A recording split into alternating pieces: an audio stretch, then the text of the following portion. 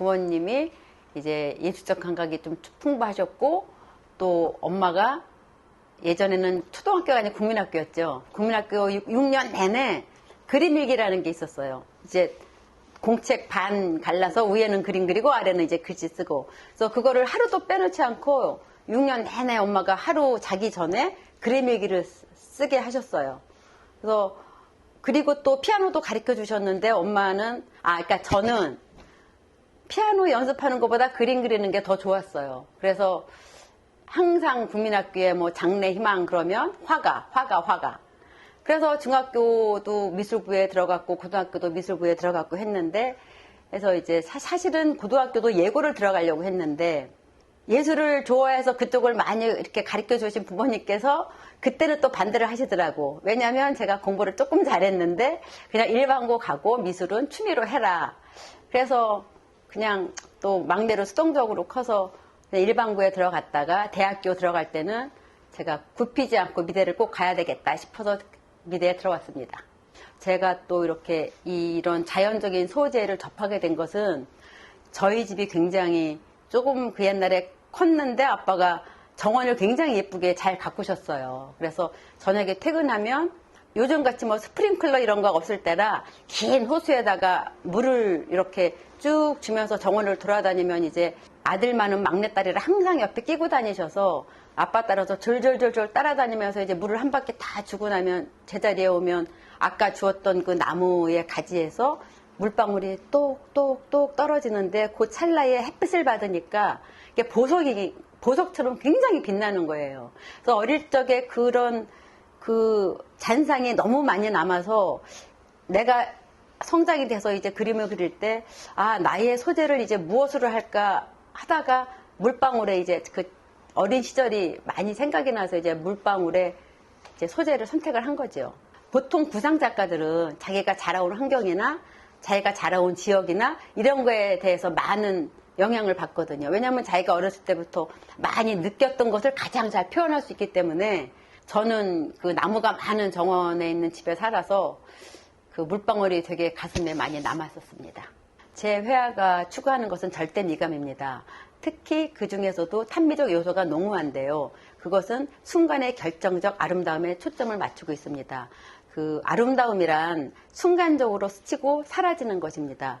예를 들어서 물방울이 뭐 하루 24시간 365일 모든 그 긴 시간에 매달려 있으면 아름다운 느낌을 받을 수가 없는 거지요. 순간에 맺혀있다 떨어졌기 때문에 그 찰나의 아름다움을 포착하는 것이 탄미적 예술이라고 할 수 있습니다. 그래서 저는 그 탄미적인 요소로 물방울을 선택했고, 저 어린 시절에 그런 잔상이 남아서 그 물방울을 선택했습니다. 물방울은 그림이 모르는 뭐 아무 그 고객이 보아도 청초하고 순수하고 영롱하고 하는 것을 다 느낄 수 있어요. 그래서 그 그림을 보는 순간만이라도 이제 우리 마음이 착해지고 이런 좀 영롱해지고 순수한 느낌을 다 들을 수가 있어서 그 물방울을 보면서 순수해지는 느낌, 이런 거를 제가 좀 보는 관객이 느꼈으면 하고요. 그 다음에 그 햇빛을 받으면 물방울이 굉장히 보석처럼 반짝반짝 빛나요. 그래서 그러면서 그 주위의 모든 그 사물들을 거울처럼 모두 품어요. 그대로.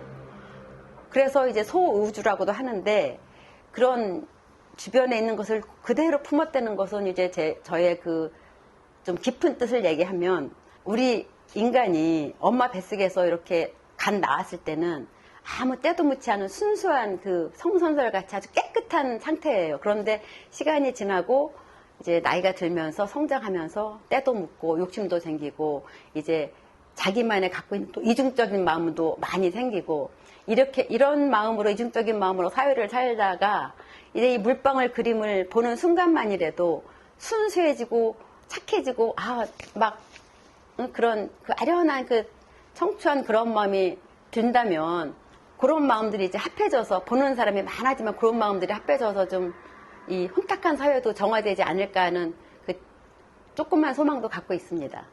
아니, 물방울 작가가 이미 유명한 사람이 있는데 물방울이라는 소재를 하면은 그보다 더 잘 할 수가 있겠냐. 그래서 한순간 고민도 많이 했어요.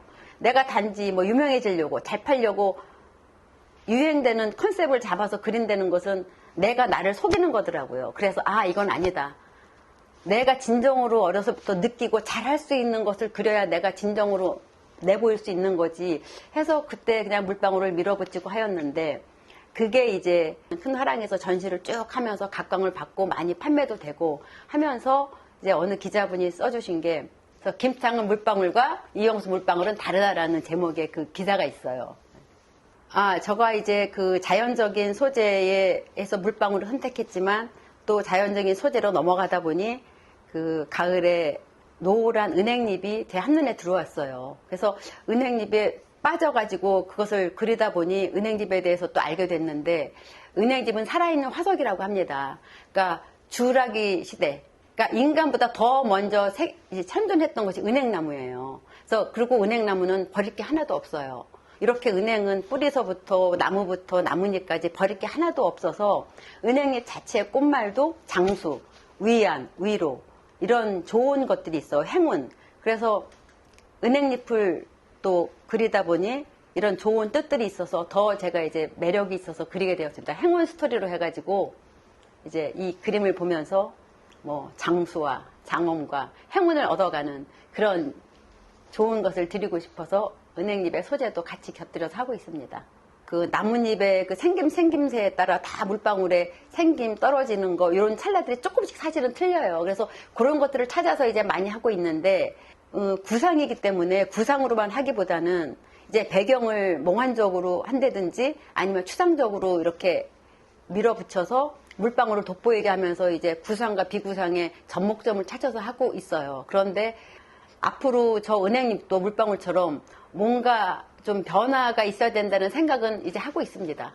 이제 물방울을 그리다 보니 굉장히 이게 영롱하게 보이려면은 그 부분은 되게 섬세해야지 돼요. 그래서 캔버스를 처음에 사서 보면은 그 올도 되게 두껍고, 그래서 이 굉장히 미치를 제가 많이 하는데 채색하기 전에 미치를 10번을 해요. 제스를 5번 칠하고 그 몰딩 페이스트를 5번을 칠하는데, 그 밑이라는 게 너무 힘들어요. 그거 다 하면 그림 한 반은 한 것 같아요. 그런 후에 이제 채색을 하면 이렇게 만져보시면 실크 같아요, 바닥이. 그래서 이거를 이제 이 채색에 들어가서 또 수십 번 움직이는데, 이 얇게 폈지만 사실 과정에서는 이런 그림이 더 공이 많이 들어가고 힘들다는 거. 그래서 동료 작가들이 가끔 그런 소리를 해요. 이 나이에 아직도 이런 작업을 하고 있냐. 왜냐하면 시간이 굉장히 많이 걸리기 때문에. 그리고 또 유화라서 한 번 칠하면 마르고 그 다음에 또 칠하고 마르고 해서 이제 이 겹겹이 배어나오는 레이어드한 느낌을 몽환적으로 해야 되기 때문에, 그래서 작업은 되게 힘든 작업이긴 합니다. 코로나가 이제 다 풀려서 해외 전시를 가보니 두바이에서의 그 반응은 이제 사막나라잖아요. 그래서 이제 물이 없다 보니 물방울을 굉장히 신기해했어요. 그래서 멀리서 보면서 이게 사진인가요? 뭐 그림인가요? 하면서 다가와서 물어보는데, 물방울은 그런 의미에서는 그 사막 나라에서는 되게 좋아했던 부분이고요. 그래서 은행잎은 또 은행잎대로 그쪽이 이제 노란 칼라와 황금 같은 그런 물질적인 것들을 이제 좋아하기 때문에 행운을 준다든지 불을 준다든지 웰시, 그래서 제목을 웰시로 정했는데, 많은 그런 행운을 얻어가는 그런 의미로 설명을 해주었더니 되게 반응이 좋았습니다.